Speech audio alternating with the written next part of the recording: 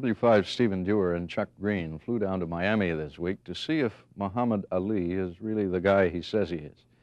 It's now 2 weeks before Ali, in what many are calling the fight of the century, gets the chance to regain from Joe Frazier the World Heavyweight Boxing Championship, even though he never really lost it. Let's have a look. So a reporter asked me the other day, what's going to happen when you meet Smokey Joe? I said, Joe's going to come out smoking, and I ain't going to be joking. I'll be pecking and a-poking, pouring water on his smoking. This might shock and amaze you, but I will retire Joe Frazier. When you've been in Philadelphia, you ever look at what have you ever seen about the fight? He wasn't nothing. I saw him. He wasn't showing me nothing. I spied on him. I'm glad he can sing and has a band for hire, because after this fight, he must retire. Once and for all, I'm going to whoop him. I'm going to show him that I'm the real champion of the world. You tell them all that Joe Frazier will be mine. I'm going to show him that I'm the real champion and that Joe Frazier was not the champ. I'm the champ, and I'm going to make them all eat their words. Italy, all my fans, see you later. And don't never pick Joe Frazier. Thank you. Bye-bye. So all I'm worrying about is Joe Frazier. I'm going to give Joe Frazier a good whooping. That's all I see. Joe Frazier. Joe Frazier is going to get a good whooping right on his nose. I'm just going to give him a good whooping. That's all I see. As Cassius Cassius, the Louisville Lip, or Muhammad Ali, Muslim minister, he's clobbered the stumble tongues of boxing with words and deeds.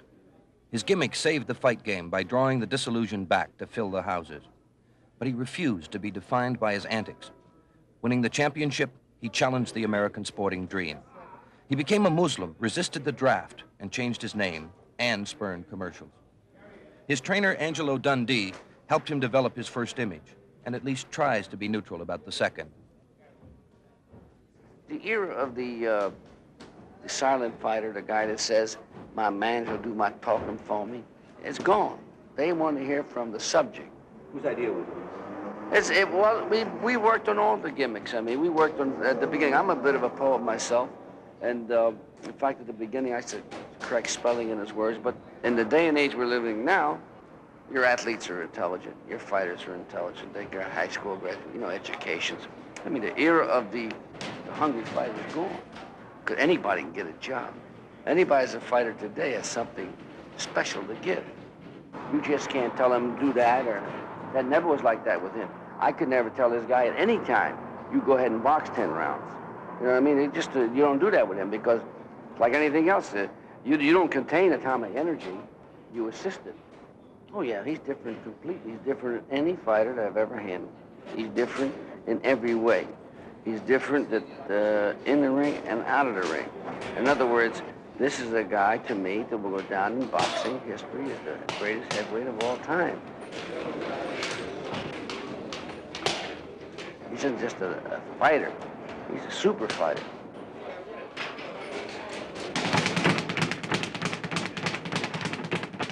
Everything I do is for me, and I do it the way I want to do it. Say what I want to say, go where I want to go, and style my own image and my gimmicks and my poems or whatever it is. So I'm not trying to please nobody but me, so I don't know what they want. And if somebody did want that I didn't want, I wouldn't pay no attention to them. I just do what I want. If there's any opposition or anything that somebody don't believe, or for any critics, the way you whip them is by constantly staying the winner. And they are victorious when I'm the loser. So I would go crazy if I try to stop and think about the opposition, the people that are against me, or the people that are for me, or if I think about what somebody says on the sideline in the gymnasium, or what somebody says at Madison Square Garden, or if I try to think about 100 million people watching this fight, when about 42 countries, which is about 5 times more people you got in all America, I couldn't concentrate on the fight. All I see is Joe Frazier. This is just another fight. I'm hitting my heavy bags. I'm doing my road work. I'm getting myself ready. I don't see the audience. I don't see the wide closed circuit. I don't see the satellites. All I see is whooping Frazier. And I'm experienced enough to know that just by whooping Frazier, everybody sees it. I know this. And all type results is going to come from it. Foreign invitations, all type write-ups. Critics are going to be frowning when I win. If the people who are betting on him are going to be the losers. All I have to concentrate on is whooping Joe Frazier, and everything that comes after that, I'll be glad that I whipped him because of that. But if I lose, then all this stuff will come to light. And you've always had that sort of thing.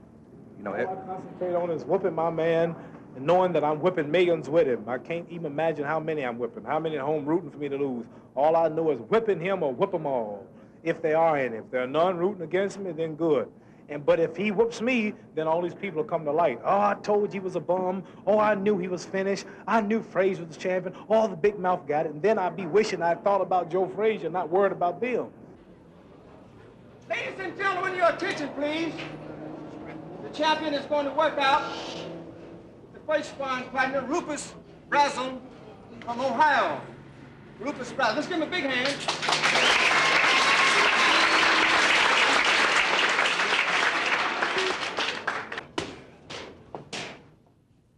I learned a long time ago, the best way not to get a reverse reaction from any fighter that you handle. Don't put your nose in his family affairs, don't mess around with his religion. It's none of your business. That's the easiest way to get disrespect from a fighter. Or he don't tell me where to pray. He don't tell me what to do. In other words, outside of here, that's their gig, not my gig. Doesn't it bother you, though, when, for example, he was out for 3 years, partly because of his involvement outside? 3.5. Right. Now, that was partly because of the things outside of boxing, not because he couldn't fight. It didn't bother me. It broke my heart. I hated to see this kind of talent not perform. It didn't bother me.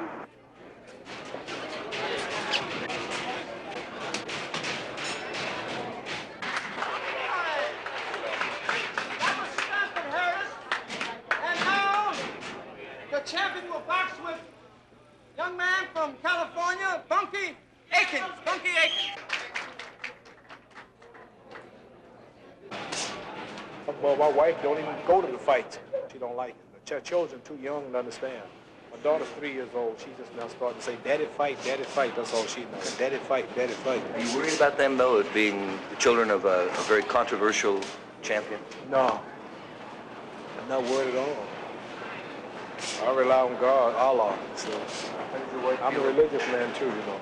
I don't worry about nothing. I have no bodyguards. I travel all throughout the North and the South, speaking in colleges, by myself, rent cars, drive down back roads where the Ku Klux Klan hang out. I'm not scared of nothing. I'm like Jack Johnson was. He's a black man and lived in the day when Negroes couldn't look at white women. He married white women, although I don't agree with that, but just show you how bold he was. He married white women, whooped white men, told the Ku Klux Klan to shoot me.